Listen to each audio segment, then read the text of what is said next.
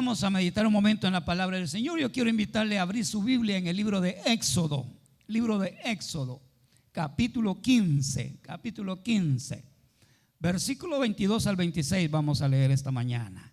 Éxodo capítulo 15, versículo 22 al 26. Amén. Dios quiere cambios en nosotros. Dios quiere cambios en nosotros. La intención de Dios es que operar cambios en nuestra mente, en nuestro corazón, en todo nuestro ser. Jesucristo se entregó en la cruz del Calvario para operar cambios en nuestra eternidad.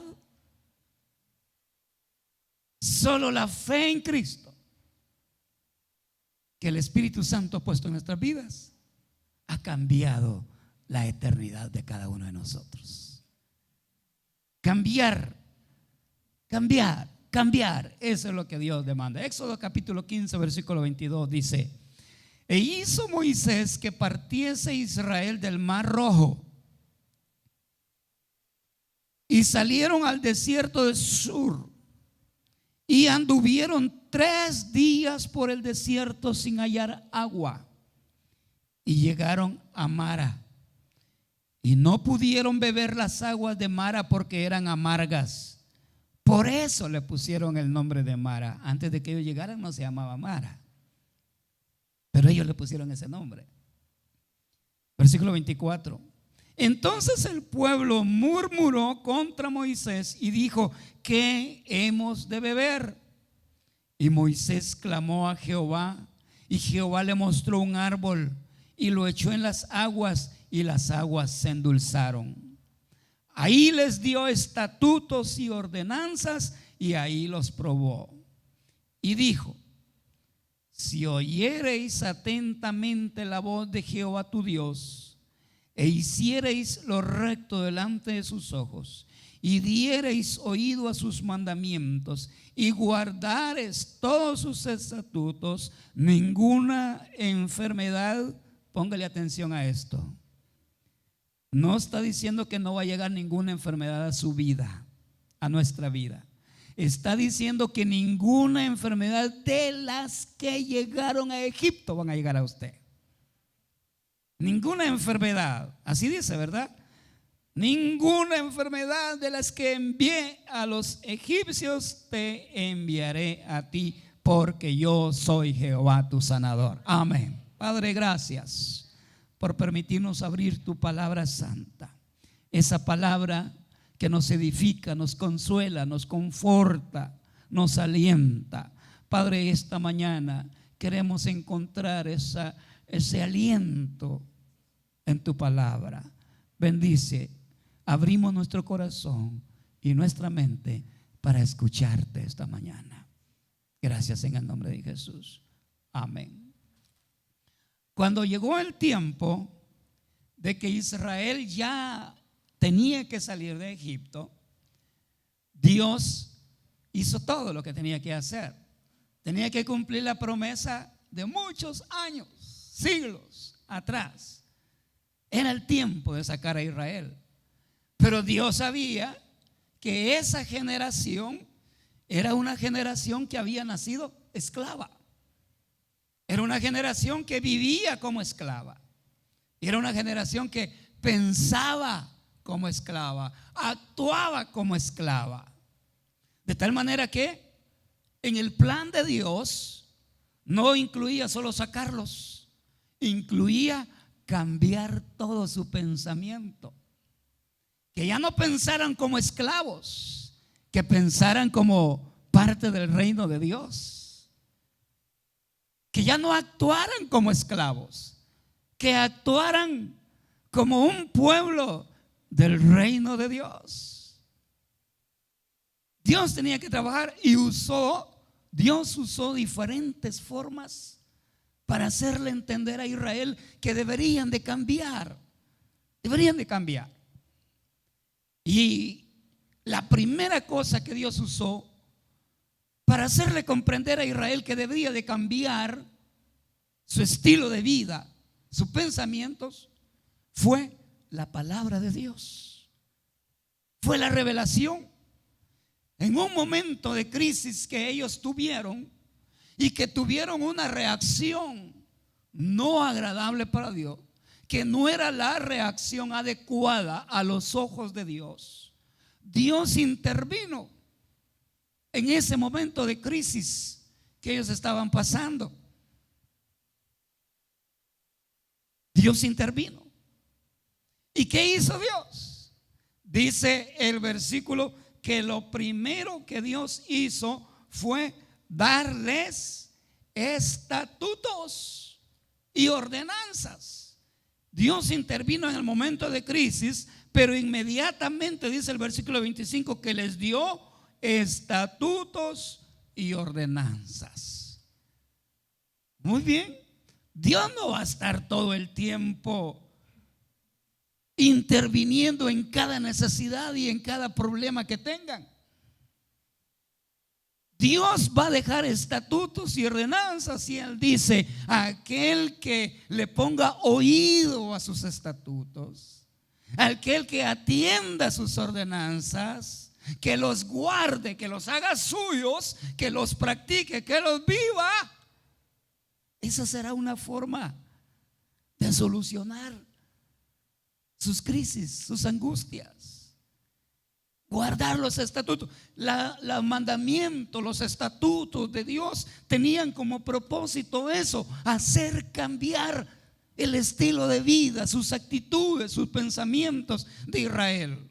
No pueden continuar todo el tiempo con sus mismas actitudes, con sus mismas reacciones ante las crisis. Y Dios dice: voy a dejarles ordenanzas. Ahí les reveló su palabra, con el propósito de que si las hacen suyas, van a saber cómo enfrentar las crisis. Dios está en ese momento demandando que ellos tienen que aprender a enfrentar las crisis. No van a estar todo el tiempo con la misma actitud ante cualquier crisis, murmurando y murmurando. Tienen que saber cómo enfrentar las crisis. No está diciendo que no van a tener crisis. Dios los está preparando para que sepan cómo enfrentar la crisis, y para eso tienen que poner oído a la palabra, a sus estatutos, a sus ordenanzas. Y Él lo dice ahí, Dios lo dice: no les voy a enviar las enfermedades que yo les envié a Egipto, sí hacen, si guardan la palabra de Dios. Aquella generación que pensaba como esclava, vivía como esclava, debía de cambiar. Entonces Dios usa la revelación de su palabra, les da ordenanzas, les da estatutos para que aprendan a cambiar su estilo de vida. Y una cosa es cierta, hermano: si el propósito de Dios al darle sus estatutos y sus ordenanzas era para que ellos cambiaran, ese propósito aún está vigente hoy día. Después de siglos en que fue revelada esta palabra, el propósito de Dios para operar cambios en la vida de las personas aún sigue vigente. La Biblia, la revelación de Dios, no fue solo para aquella época, no fue solo para aquella cultura. Los estatutos, las ordenanzas de Dios que tienen como propósito operar cambios en nuestra vida, es universal, siguen vigentes. Por eso es que a través de los siglos no hay libro que haya sido más atacado como la Biblia por corrientes filosóficas y religiosas para hacer desaparecer la Biblia. Pero aún con todas esas intenciones de hacer desaparecer la Biblia hasta hoy permanece. Dios la ha conservado. Nunca ni corrientes extrañas pudieron hacer desaparecer la Biblia. La Biblia aún está presente, porque la revelación de Dios tiene como propósito hacer cambiar el estilo de vida de aquellos que lo leen. En la época medieval se formaron ejércitos específicamente con la misión de encontrar, decomisar y quemar toda Biblia existente. Y junto a ello, quemar a todos aquellos que se atrevían a leer la Biblia. Pero aún con todo eso, y fueron miles que murieron porque les encontraron una Biblia en su casa, en su oficina, porque leyeron la Biblia. Fueron miles. Pero la Biblia no desapareció. La Biblia sigue siendo el libro más vendido del mundo. La Biblia sigue siendo el libro que más se ha traducido a más idiomas en el mundo. ¿Por qué sucede todo eso? Porque la revelación de Dios, la Biblia, es el plan de Dios para cambiar nuestros estilos de vida. Y aquellos que se oponen a que se lea la lectura, a que se lea la Biblia, porque en el fondo se oponen a que la persona cambie. Ellos saben que si los niños leen la Biblia van a operar cambios en su forma de pensar, en sus emociones, en sus sentimientos.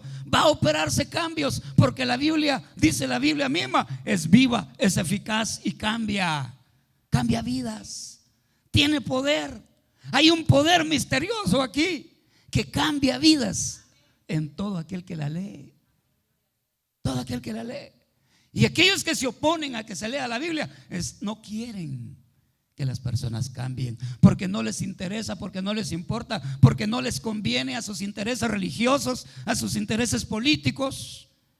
No les interesa que la persona cambie su manera de pensar. Pero ¿sabe qué? A Dios le interesa que el hombre cambie su manera de pensar. Y por eso ahí ha dejado la Biblia, ha dejado la revelación. Y sigue vigente ese propósito. La Biblia no ha perdido poder. La Biblia no ha perdido fuerza. Sigue siendo viva y sigue siendo eficaz. Y sigue operando cambios en todo aquel que la lee, todo aquel que la escudriña. Hay corrientes que tratan de minimizar la Biblia, ridiculizarla. Y no le ven importancia. Creen que no sirve para nada.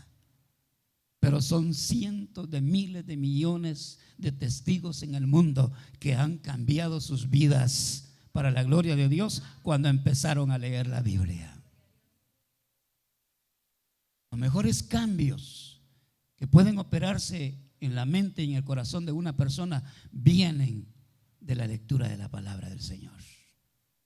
Ese fue el propósito de Dios. Y ellos no tenían que seguir con las mismas reacciones. Deben de aprender. ¿Dónde? En la palabra del Señor. Y una segunda cosa que Dios usa, hermanos, que también Dios mismo, uno se pregunta, ¿verdad? ¿Por qué hay cosas en la Biblia muy dolorosas? Pero una segunda fórmula que Dios tiene para operar cambios en la vida de la persona son las consecuencias. Hay una ley que se llama la ley de la siembra y la cosecha.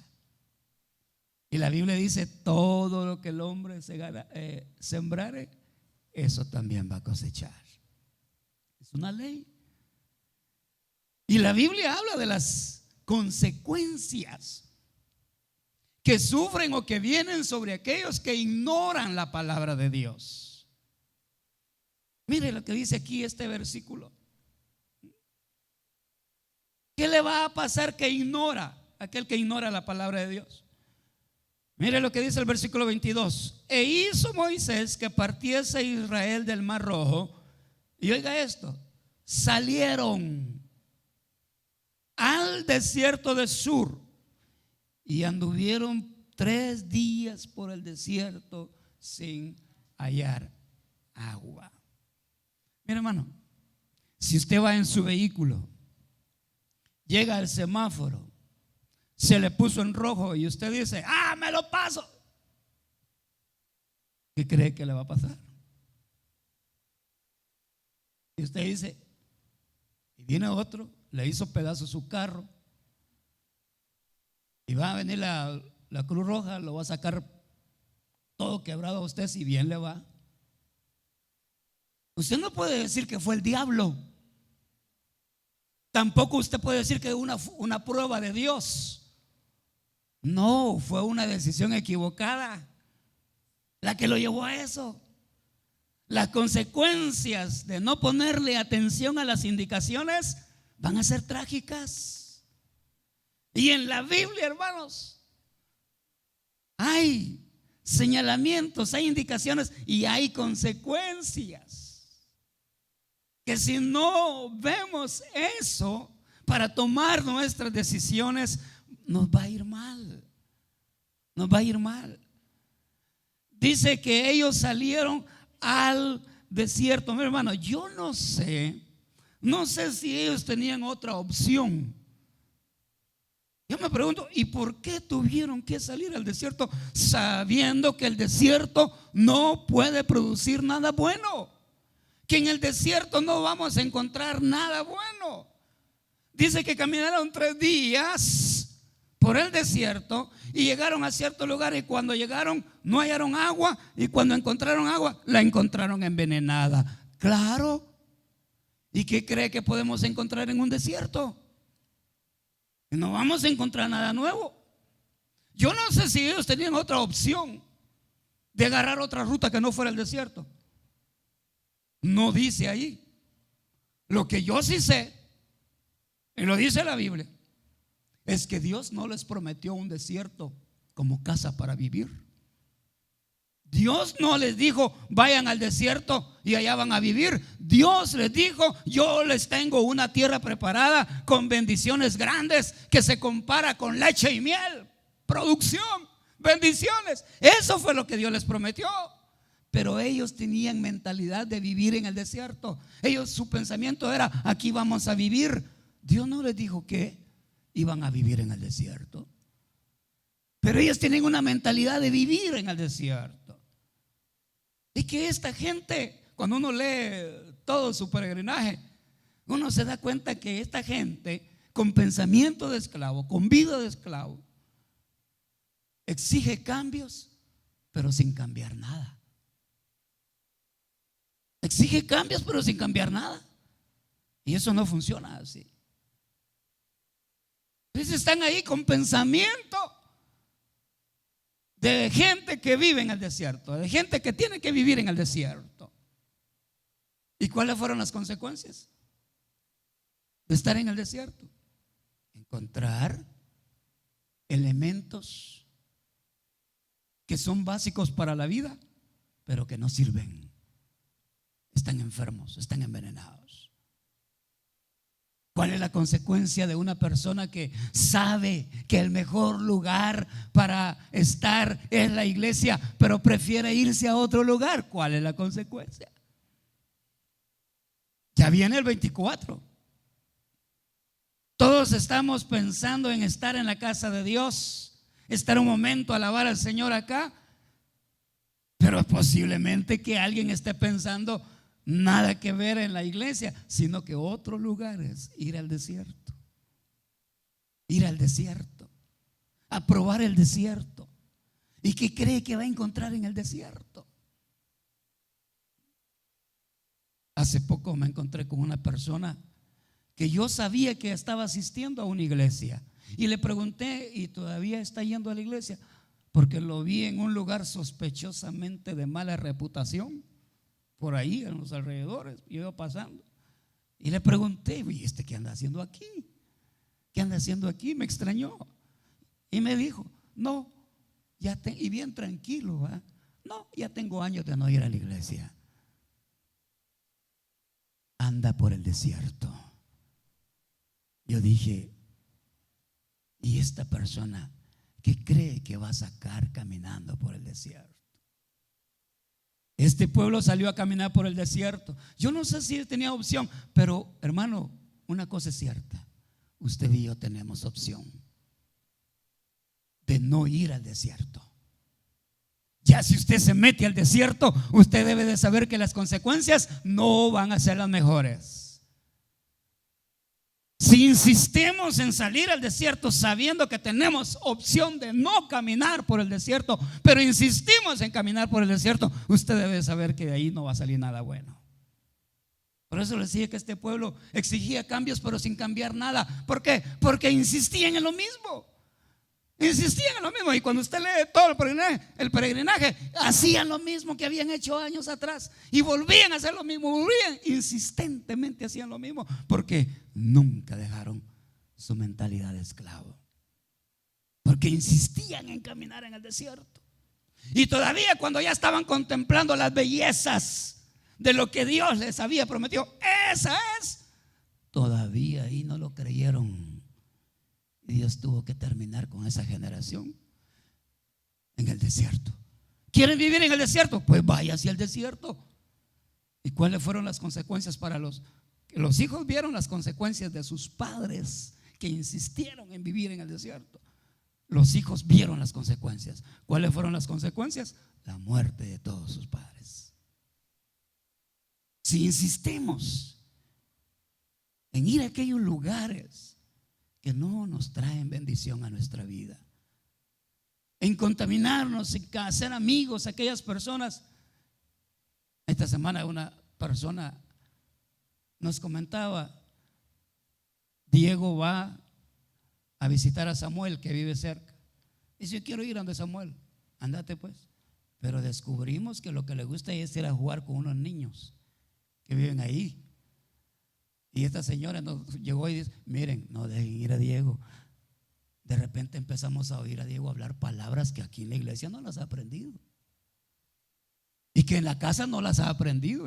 ¿Y por qué está diciendo estas palabras?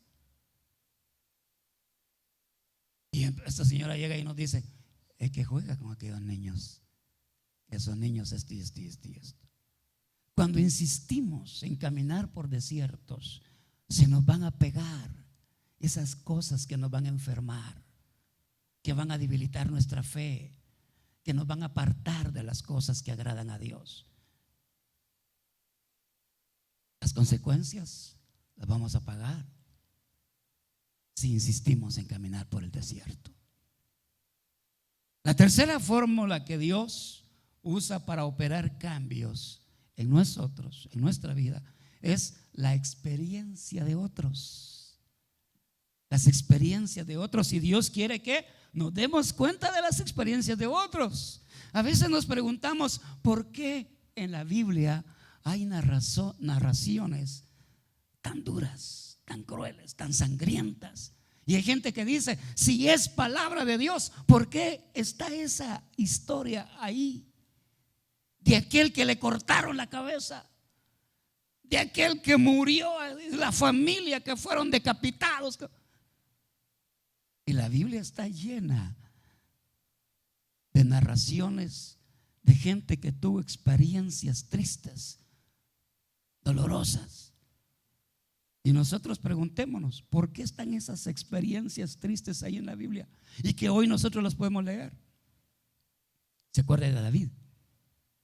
Famoso David con su experiencia, ¿verdad? Con la Betsabé. Y ahora nos damos cuenta de todo lo que David pasó, de la experiencia, lo que le dolió a David, aquel minuto de placer, todo lo que le vino a su familia, a sus hijos, a él mismo, a su reino, a su imperio, todo lo que vino. ¿Y por qué está ahí en la Biblia eso tan trágico? ¿Se acuerda de Sansón? ¿Por qué está en la Biblia esa narración y con tanto detalle que la mujer se lo recostaba en las piernas, que dormidito, ay mi cuchicuchi, mi mamacito, mi papacito, que esto? ¿Y por qué está todo eso ahí? ¿Por qué está ahí eso? Si esa historia no es agradable. Oír de que a Sansón le cortaron el pelo, le cortaron la cabeza, le sacaron los ojos. ¿Cómo le vamos a contar esa historia a un niño? No es agradable. ¿Y por qué está ahí en la Biblia? Para que nos demos cuenta que Dios quiere operar cambios en nosotros y que veamos las experiencias de esos hombres, lo que les pasó porque se olvidaron de las ordenanzas y de los estatutos de Dios. Que aprendamos de las experiencias de ellos y que podamos evitar entrar por el desierto. Ahí están esas experiencias, ahí están esas consecuencias, para que usted y yo no tengamos que meternos al desierto, porque vamos a sufrir las experiencias. Si por medio de la revelación, si por medio de las consecuencias que sufrieron otros, de las experiencias de otros personajes, no aprendemos, ¿qué va a tener que hacer Dios con nosotros? El propósito de Dios es operar cambios en nuestra vida. Hermanos, esta palabra bendita de Dios es para producir cambios en nuestra vida. Fíjese que dice el versículo que cuando Dios intervino, cuando la gente empezó a murmurar, dice el versículo 25, y Moisés clamó a Jehová. Y Moisés clamó a Jehová. Cuando otros murmuran, yo busco al Señor. Cuando otros critican, yo busco al Señor. Cuando otros desprecian esta palabra, yo busco al Señor. Cuando otros se meten al desierto, yo busco al Señor. Eso fue lo que hizo Moisés. Ante la murmuración que hizo, buscar al Señor. Porque cualquier momento de amargura, de tristeza, de aflicción que pudiera estar pasando, van a cambiar si buscamos al Señor. Moisés lo sabía. Y él busca al Señor. ¿Y sabe qué hizo? ¿Qué hace Dios? Ante la respuesta de aquella búsqueda, dice que Jehová le mostró un árbol y lo echó en las aguas, y las aguas se endulzaron.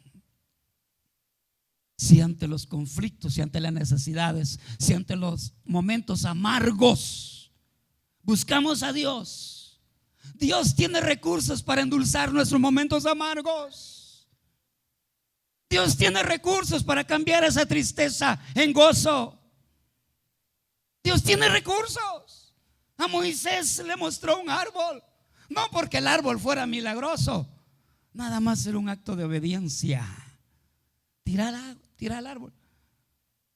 El árbol no tenía azúcar, no tenía nada. Era el poder de Dios que se iba a manifestar en su obediencia. En su obediencia. Y Dios usó el árbol para endulzar el agua. ¿Está pasando usted por un momento amargo ahorita? Dios tiene el recurso para endulzar ese momento. Si hay tristeza, si hay dolor, si hay angustia en su vida, Dios tiene el recurso para endulzar ese momento amargo. Solo hay que buscarle. Solo hay que buscarle. Mientras otros se desesperan, usted busca al Señor. Mientras otros se van en caravanas para solucionar sus problemas, usted busca al Señor. Dios va a endulzar su momento crítico. Él tiene recursos ilimitados para hacerlo. Tiene recursos. Dios aún sigue operando cambios en nosotros. Hermanos, los momentos amargos no son para que nos quedemos todo el tiempo en ellos. Cuando Israel llegó a Mara, no fue para quedarse ahí en esos momentos amargos, viviendo tiempos angustiosos. Hubo alguien que clamó a Dios y Dios cambió los momentos amargos. Usted puede ser ese Moisés que va a buscar a Dios para que otros cambien sus momentos amargos. Usted puede ser el Moisés que va a buscar a Dios para que otros endulcen su vida. Endulcen su vida. Porque Dios ya endulzó la suya y usted sabe que Dios puede endulzar otras vidas.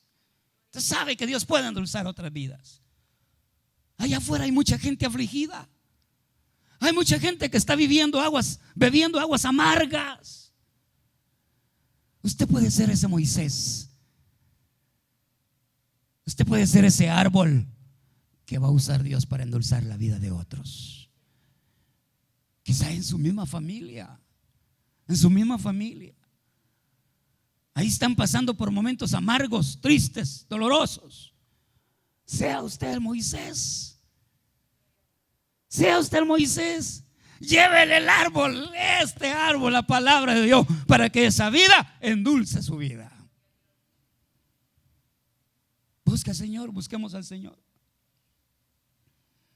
Mis hermanos, todo lo que está escrito en este libro tiene como propósito operar cambios en nuestra vida. Amemos esta palabra. No deje un día sin leerla, aunque sea un versículo. Usted no necesita una hora de lectura para que Dios le hable. Una palabra que usted lea en esta palabra puede hacer la diferencia en su vida. Una palabra. Ámela, apréciela, compártala. Esta palabra es viva y es eficaz. Los momentos amargos pueden cambiar si buscamos a Dios. ¿Quiere inclinar su rostro, por favor? Incline su rostro ahí. Yo no sé, usted puede pensar un momento si ha descuidado la lectura de la Biblia y no se ha dado cuenta que al verla, al leer los instructivos, las indicaciones, y si obviamos esas indicaciones, vamos a sufrir las consecuencias. Leamos de las experiencias que se nos narran aquí en la Biblia, experiencias de otros personajes, para que no entremos al desierto como entraron otros. La lectura de la Biblia Dios la ha conservado y nos insta a hacerlo para operar cambios en nosotros. Hermano, no son terapias psicológicas los que van a cambiar nuestra manera de pensar.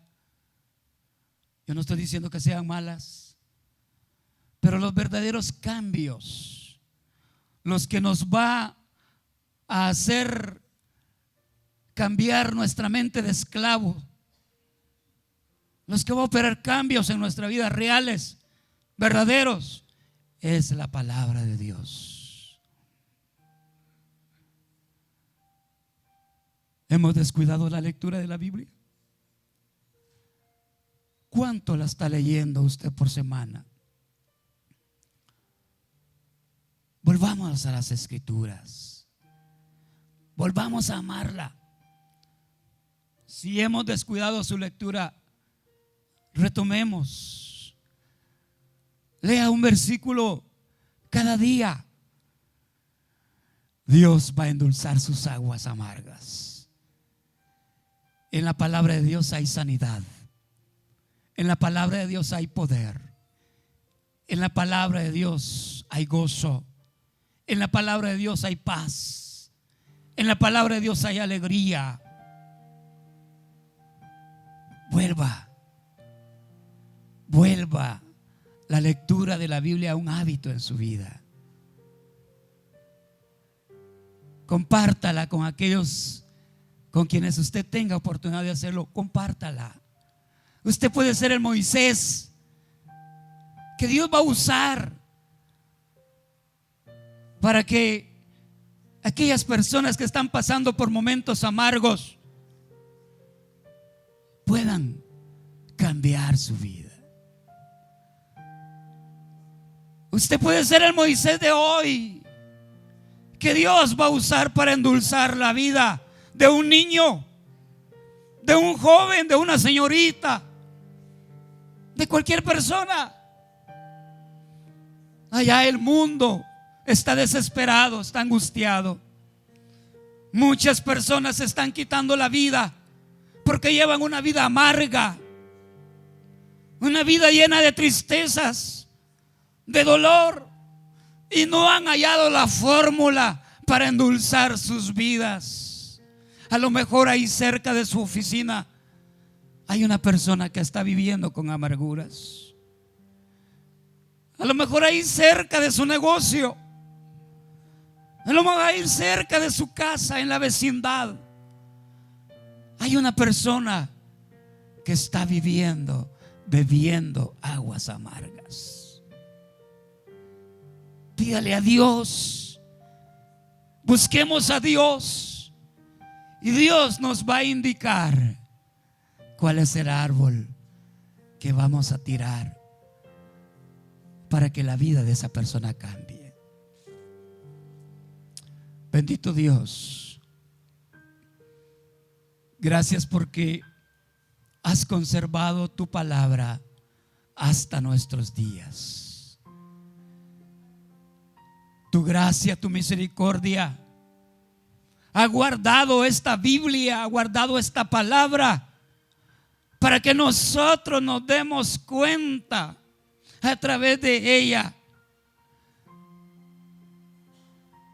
que se puede endulzar vidas amargas.